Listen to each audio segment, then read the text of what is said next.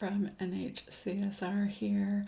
I mention very often that I'm very lucky to be plugged in with a network of extension specialists in the Northeast that are not only absolutely brilliant, very practical, excellent communicators, but they love, you know, chatting about all this science stuff. So I feel very lucky to be plugged in with these folks. Maybe you don't want to know how the sausage is made. Maybe you don't have a burning desire to find out what nerds talk about when nobody's paying attention. But this is a very good example of a question that comes up a lot. The transition between spring season and summer season, if you have really serious outbreaks of a pest in a protected crop, an overwintered onion crop in this situation, should you manage it? What are your thresholds? What are your options for managing in a high tunnel? And also, if you decide that you don't want to manage it for that crop, what are the implications for the crops that are outside of that tunnel? Sounds like a pretty simple question, but we make it very much not simple. So I'll dive right into it and I will let Elisabeth Hodgdon explain the situation better. I'm Elisabeth Hodgdon. I'm a regional vegetable specialist with Cornell Cooperative Extension's Eastern New York Commercial Horticulture Program team. I'm based in Plattsburgh, New York, which is up in the northeastern corner near the border of Canada. And so just to kind of set the scene for why we're talking about this today, in northern New York, high tunnels are very important for our farmers because we have such a short growing season. Just one extreme is one grower I work with who's in the Saranac Lake area in the Adirondacks. She gets frosts in June and then again sometimes in August. So that's yeah, an extreme example of how short our seasons can be for some of the growers up here.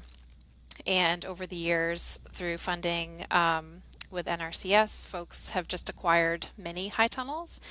And because of that, they're able to expand the diversity of crops that they're growing in them. And so I have been seeing more overwintered onions growing. I worked with Becky Seidman on her overwintered onion variety and planting date trials back in 2013-ish. It was a while ago.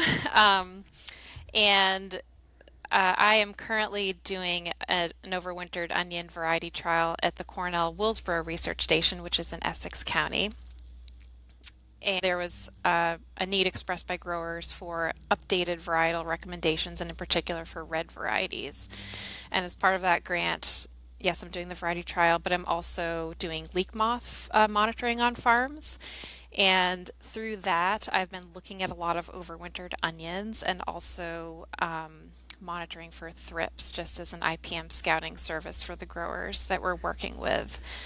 And so I have noticed that thrips develop earlier in high tunnel onions, which makes sense. And in trying to kind of apply the threshold for field onion thrips to high tunnel onions, I've just had some questions about whether that threshold is still applicable and what to recommend for organic growers because in New York State, we have tougher pesticide regulations than some other states, and somewhat recently, the DC has been more uniform across the state in enforcing greenhouse pesticide regulations.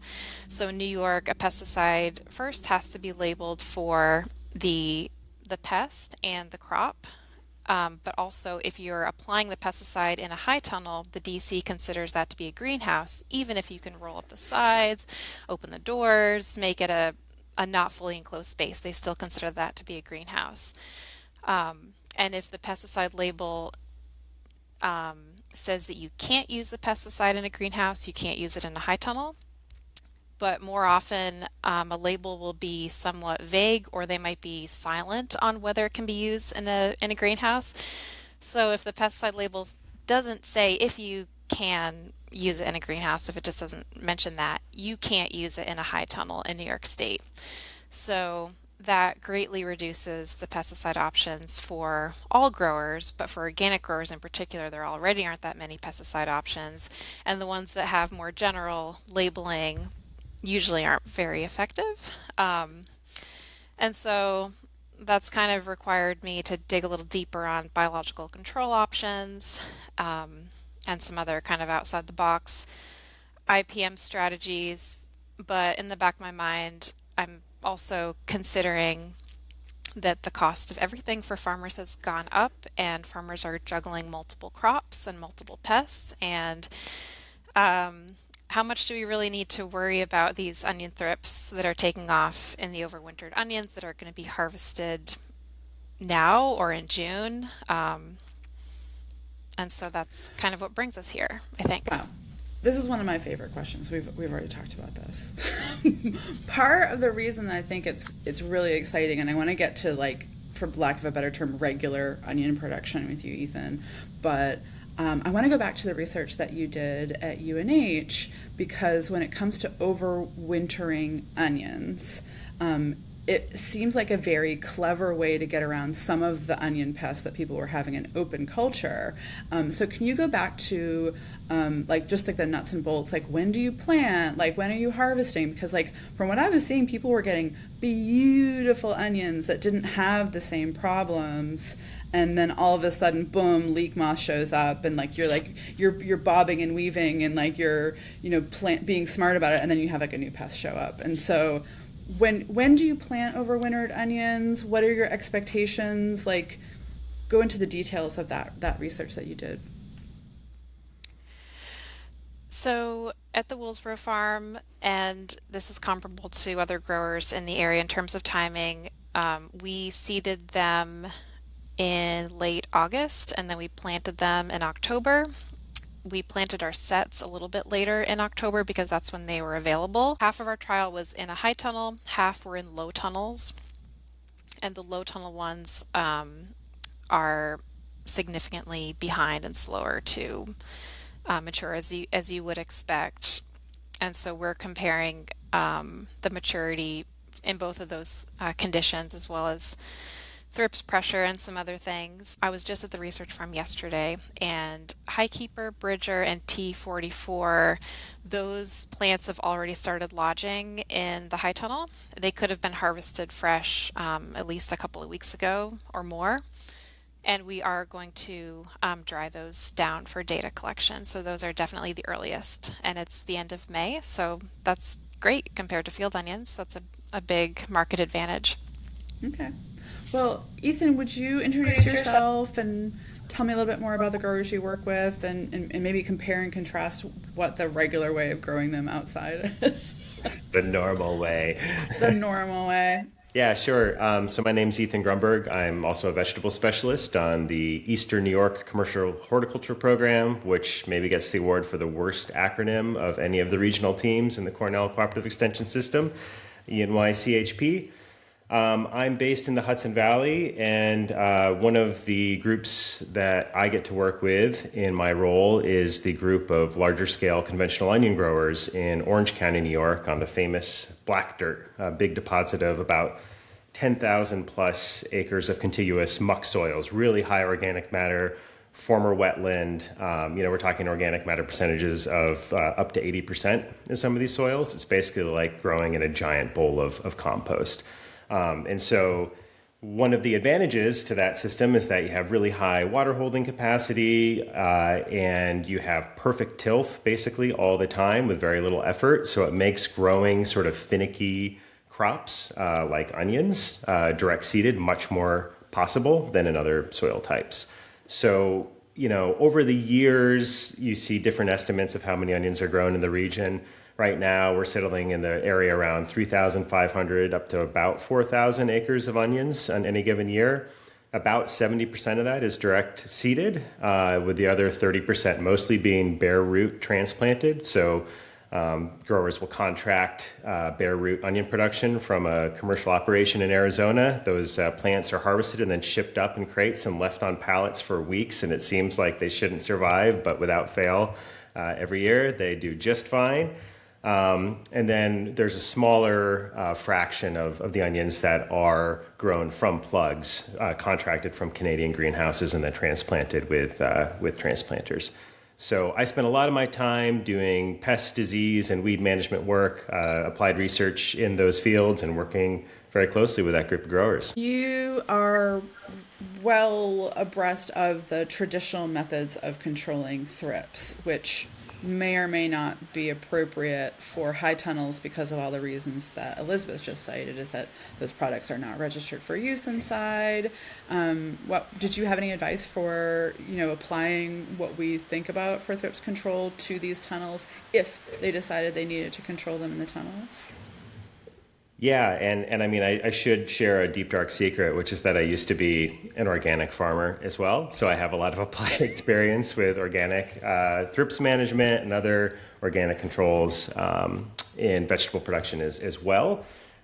So yeah, I mean, this is always like one of those questions, right? Where a grower who's really savvy and like overachiever will go and they'll come to me and be like, oh, it looks like my flea beetle threshold is like 1 per leaf and I think I'm getting close, and like, what do I do? You're like, well, your tactic is using row cover. So like, what are we talking about? Like, I appreciate the academic exercise that you went through of understanding, tolerance of some insect pest pressure here, but it's totally inapplicable to your like 22 bed feet of arugula that you're covering with Rime, right? Like, let's just take that off the table right now. And I feel like the same is maybe not as extreme as that example, but certainly like parallel to that with this conversation, right? So I work very closely with the entomologist, Dr. Brian Nault at Cornell, who does a lot of applied research in allium pests generally, and has done a tremendous amount of work over the years developing very, very refined thrips management programs for conventional onion growers in the state. And so it's gotten so refined, I think when I started in this position 10 years, it was like, 1 to 2 thrips per leaf. That's our threshold. And now, Brian and his lab have come out with these stepwise, depending on which insecticide you're spraying at which leaf stage, your tolerance for thrips is going to be radically different, right? Because one of our early systemic chemistries like Senstar or Movento that we might be using to control thrips aren't very good on adults, and we want to get them in the plant before bulbing. So we have, a threshold of like 0.6 to 0.8 thrips per leaf. But then as we get into the later season and we have heavier duty chemistries that we can lean on, like some of Syngenta's new chemistries with planazoline technology, we can tolerate 2 to 3 thrips per leaf. So it's like very well developed with a lot of evidence and research backing, how those different thresholds translate to yield loss or gain, right? But so then again, it's like we take that system where we're talking about, on average, probably an onion field, at least in Orange County, is on like the 5 to 6 acre range, typically, like a single field. And the average onion farm side is probably growing about 60 to 80 acres of onions. And so we're thinking of that sort of system of production. We're also thinking about a system of production where there's not a lot of rotation year after year. This is very high value, concentrated deposit of muck soil. You can't rotate very far. And even if you could, it's a patchwork of ownership. So you might rotate your onions as far as you can, but you're rotating right next to your neighbor who decides they're growing onions right next to where you're going, right? So you're just never able to use some of those kind of cultural control tactics in the same way, which means we know that we're going to have onion thrips pressure every single year, and we have to prepare for it, and we have to intervene. There's a huge host plant range for them to just, enjoy a buffet on all season long. So it's a totally different system, right? So I'm talking about this for a really long way, but all to like reinforce. When Elisabeth reached out, was like, I don't know, like what lessons do we learn from conventional thrips management to translate to this system? I was like, I don't know how much really applies.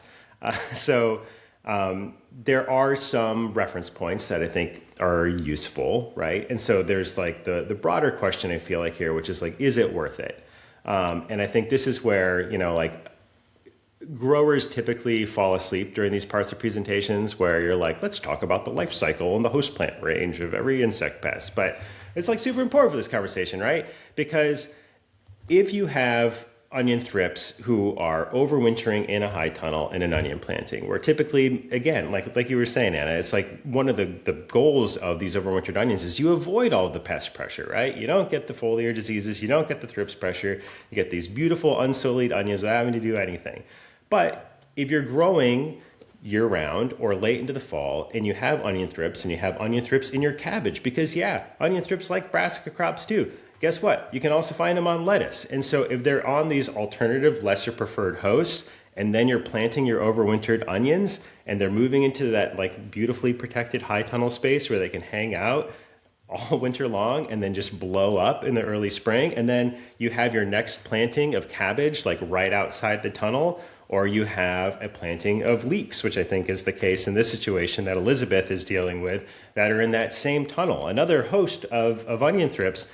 It's a more complicated sort of like, how do we feed this all into our mental algorithm of does it make sense to do anything? Because my initial reaction was, given the tools that we have for organic production, especially with all the constraints that Elisabeth already mentioned in New York about what we can and cannot use in high tunnel production, and leaning on some research that's been done in Dr. Brian Nault's lab again by Dr. Lindsay Iglesias, who's now in private industry, but a great entomologist as well. It's like, the one thing that we had that seemed to reliably do anything to thrips in organic systems is entrust, spinosad. And specifically combining entrust with effective adjuvants that are kind of enhancing the translaminar activity of that product. So, spinosad is one of the few OMRI-listed insecticide chemistries that can actually go through the leaf tissue into the inside part of the leaf and then like move sort of locally, systemically to the other side of a leaf as well, which when we're talking about onion thrips that are really tough to get at, right, with contact chemistries like pyrethrins or, a lot of the other commonly used insecticides that we have, that's like one of the reasons that entrust works so well compared to your other options on onion thrips and organic systems. So we can't use that in New York in a high tunnel because it doesn't have that greenhouse language on it. If you were somewhere else, if you were in New Hampshire or wherever else and you wanted to use entrust, I'd say, it might be worth combining entrust with an adjuvant that might enhance that translaminar activity to knock that thrips population down. But in this case, I was like, it's probably not worth doing it until we are thinking about what are those other crops around the area that are alternative hosts that are probably going to get hammered after those onions are out of there.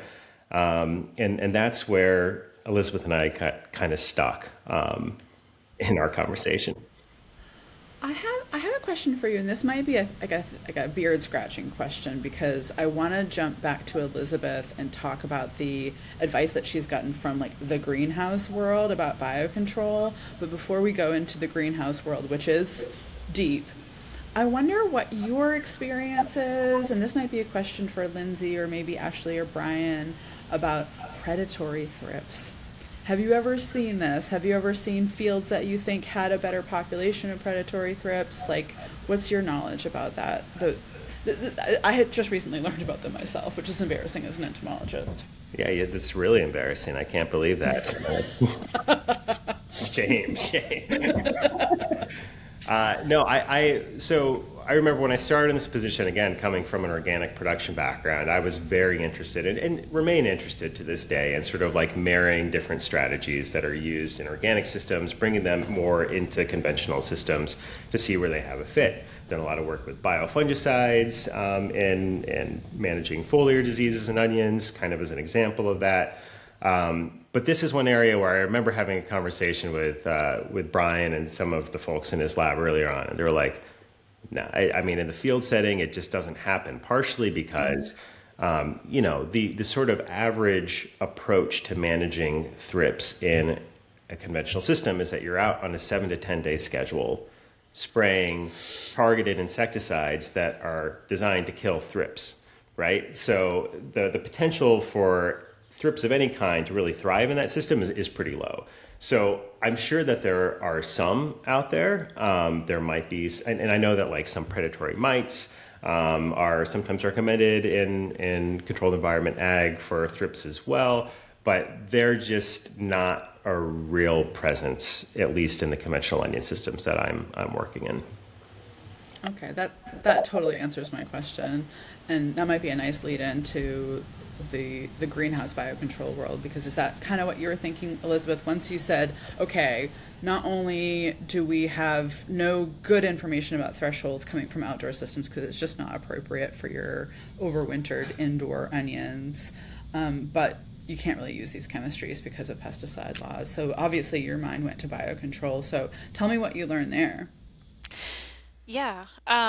So I reached out to one of our biocontrol companies in the state, and the entomologist there had some interesting information. She had relayed some experience she had working with an organic grower in the Midwest who was in, I think, northern Minnesota, so similar climate, growing high tunnel onions and outdoor onions organically. They had really great luck working with nematodes for thrips control. And so the entomologist at this biocontrol company was recommending Steinernema feltiae specifically with a wetting agent. And since the thrips are in the new leaves, kind of protected with a wetting agent, that theoretically creates a protected kind of moist environment for the nematodes to thrive compared to other foliar applications potentially. So that was her recommendation. I know, yes, predatory mites are recommended from some other sources, but her advice was not to go that route, just from her experience working with other clients where those were not effective. So I happened to be working with a different organic grower who had overwintered onion thrips in her high tunnel. She was going to apply nematodes for a different pest. I thought, since you have them, just try spraying some on your onions and see what happens, and I'll have to report back if anything came of that. So that was kind of the what I gleaned from doing just a little bit of research on biocontrol. And again, would it be worth it to spend the money on this? Ethan kind of outlined the circumstances where we might consider it being worth it. I think it's a terrific question, and I don't know that there's great information out there on a whole because people use tunnels so differently. Like, if only people use tunnels in a similar way, could we do some research that would like look at averages? My experience with the tunnel conditions that you're talking about, like the application, is that like it feels like that reduced UV environment would make you be more likely to succeed, because everybody I've ever talked to about nematodes, it's like that joke from Anchorman, 60% of the time it works every time because everybody's like, oh, like nematodes are the solution to all of our problems, and then like you put them out in like the middle of the summer and like they're all toast before they even hit the ground. But gosh, high tunnels seem like a really good application. The advice I've given for people is that, like, if you can get the conditions right, it's worth it. The biggest expense is in shipping, right? So like every time you use it, it's like $100 a pop just because like you need to get them to you safely. So that might be something that's just more a matter of like, like, do you have the time and patience to do it? Are you willing to take that hit? And then maybe we can talk about the severity of the problem being worth it. Like, what's your advice on like how severe this, smorgasbord of vegetables that you're giving all of your thrips? I think at this point, thinking everything through, acknowledging the cost of interventions, talking with Ethan, etc., I am comfortable with the do nothing approach for the onion thrips. Just carefully observing everyone's overwintered onions every week. They're they have decent bulb size. They're going to be able to sell them. There's little to no foliar disease. I think it's going to turn out okay. And if they have onion thrips in their outdoor onions, they can spray them with interest. And that's where I'm at. Man, that sounds like a really nice conclusion. It's not maybe not the most satisfying, but I think I don't know until I Well, see otherwise. I think that's where I'm at. going back to where we started, like just like having that team of people that it was really cool to me, because this podcast that I've been making, like the format that I've been doing is like I'll have a little chit chat with somebody and I'll be like, oh, like we raised some questions where I'm like, oh, I don't know the answer to that. I'll look into it, and I'll either like find a paper or, talk to somebody who knows more about it than I do, get an interview. But like I think that you all naturally just go, okay, like what do you guys think? And you just do that naturally. And like what a nice thing to be able to share that with the public. I think that's my goal here, because like part of me wants to be like, oh, is there anything else I can go and look up and try to get for you? But you've already done all of that. Is there anything else that might be helpful? Like what, like obviously like that landscape level question, like if that kind of research existed, if I could find something similar, that would be helpful. Is there anything like else that, like, what piece of information might be helpful for you in this circumstance?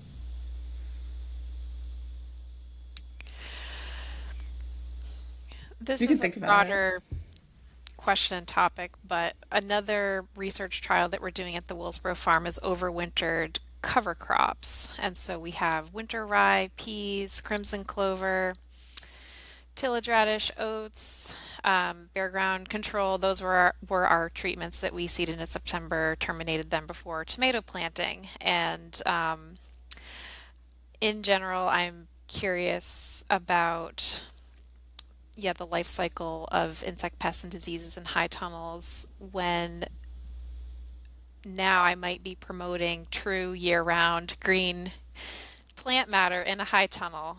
I saw a lot of cutworms in there over the winter, but in terms of things like thrips and whatever else, I didn't do thorough scouting on those cover crop plants, which maybe I should have in retrospect. But yes, more information on the life cycles of pests and diseases in high tunnels with year-round production, and would be helpful. Awesome. Same question for you, Ethan. Are there any pieces of information that make life easier? So many. But no, I mean, I think I really appreciated your sort of thought around what is the larger landscape level impact of all of these tunnel environments going up and creating these little mini Californias everywhere. Because I think, I certainly see it pretty frequently where we have these small farms where they have essentially like a greenhouse sort of cycle of a pest. I'm thinking especially of spinach leaf miner, where we'll have spinach leaf miner start creating issues on transplants in the propagation greenhouse weeks before we see it in the field. And so we've seen this with allium leaf miner as well, where growers have alliums again in tunnels. They have the earliest emergence of allium leaf miner. Their tunnel crops get demolished. And then, 3 weeks later, they're dealing with the actual flight that we have out in the field. And so, in effect, like even on a micro level, as a result of this, I definitely have seen farms that are dealing with insect pests that are having these staggered multiple generations, essentially like double populations moving through. And what I am unclear on is like how much movement is there across those two spaces, right? Like, is that tunnel or greenhouse population like really hanging out there and just like doing its job there? Are they moving and I'm assuming out into the field and causing greater pressure there? But I don't know. I haven't done that research. I haven't seen that research. That'd be super cool. And so like that's a tough reality to deal with growers with as well. It's like, how does navigating that environment impact that broader scale season-long approach to pest management? And I think, it's tough too when you have those really specific questions, right? To then understand, backing up to your point again, Anna, earlier about that, like more personal question, like what's the grower's approach more broadly? Like, how do you approach farming? Where it's like, the goal of improving soil health and having something green growing in a high tunnel year round, like that feels like a good thing, right? Like it just feels like that's what organic production is all about. But I've done research back in the past too, where we saw that even just maintaining moist soil environment with some cover crop in there improved our nitrogen availability moving into a winter greens crop, right? So like multiple benefits. Why would we not do this? Oh, well, maybe now what we're doing is we're creating a nightmare situation for ourselves for thrips and cutworm and everything else by trying. And I feel like that's sort of like that conversation is really tough. I feel like we have that a lot with farmers who are like, I want to go out and grow a winter rye cover crop because it's the right thing to do, and I have no equipment to manage it, and it's going to be a total disaster in the spring for me, but it's the right thing. Like, what are those unintended consequences when we're trying to do the right thing in general in life, but especially in ag? But then the other thing too that you mentioned with like that unique tunnel environment and some of the benefits from like a predatory nematode perspective that like makes it more feasible in that environment. Same thing for these organic insecticides, right? Which all UV degrade. And so it's like a really hard thing. Oftentimes the research and like some of the research that I look at in terms of efficacy of these products, like I do the same thing. I go out and I spray them at 10 o'clock in the morning because I'm working regular working hours and I'm driving an hour away to get to the field site to apply my products. And so I'm not going to go out there at 8 o'clock at night, which is really when, for a grower, I'm always like, go out as close to sunset as possible. With your products like, Azera or like anything with pyrethrins in it, be really careful with your pH. And that's like another thing that we could talk about for an hour, all the really exciting stuff around, the hydrolysis process and trying to make sure that what we're spraying is actually going to do the job that we want it to do. But yeah, it's like trying to make sure that if you get to the point where you're making the decision, you're going to go out and try to spray something. I see this, and not to pick on organic growers, but like especially with organic growers, they're so reluctant often to go out and spray that then when they do it pretty poorly. They just haven't invested enough time in the equipment or like thinking through the nitty gritty, sort of like nozzle head, like, oh, that's for conventional farmers that love spraying all the time. But it's all the stuff that makes that application actually work better. So if you want to spray less, like make sure you're using the right nozzles, the right gallons per acre, you have the right adjuvant in there, your pH is where it's supposed to be, you're applying it at the right time of day so that you don't go out there and you're like, oh, well, I sprayed it and it sucked and it didn't work and I'm never going to do it again. Which, again, confessional, like that was me as an organic grower too. So anyway, that's end rant. We should schedule some time to finish that rant because I want to have that rant because there's so much pressure for us to not talk about it. And like the number of people who are going out there and doing things poorly and not having good results and I mean, not putting their business first, right? Let's have that conversation some other time because I think that's important. All right, I will leave it there, but I would love to hear from you. What are you seeing that you're concerned about, especially if you are seeing earlier indications of pests in those tunnels? Are you having problems with overwintered thrips? Do you feel that your thrips populations on your onions are worse ever since you started overwintering onions in your tunnels?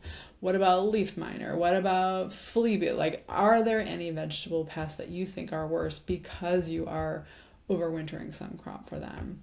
Reach out, let me know, and thanks for listening.